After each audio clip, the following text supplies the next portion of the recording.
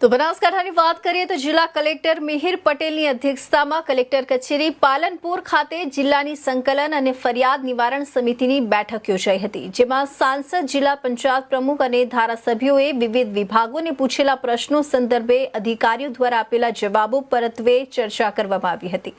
આ બેઠકમાં જિલ્લા કલેક્ટર પાસે મળેલી વિવિધ રજૂઆત બાબતે સંબંધિત અધિકારીઓ પાસેથી રિવ્યુ લઈ કામની પ્રગતિનો અહેવાલ ચકાસ્યો હતો, તેમજ જરૂરી સૂચના અને માર્ગદર્શન આપ્યું હતું। બેઠકમાં વિવિધ પ્રશ્નો બાબતે આવેલા રજૂઆતો સંદર્ભે તમામ પ્રશ્નોના ઝડપી નિરાકરણ માટે જિલ્લા, તાલુકા અને ગ્રામ્ય કક્ષાએ સંબંધિત વિભાગ અને અધિકારીઓ સાથે સંકલન કરી ઝડપી કામ પૂર્ણ કરવા જણાવ્યું હતું।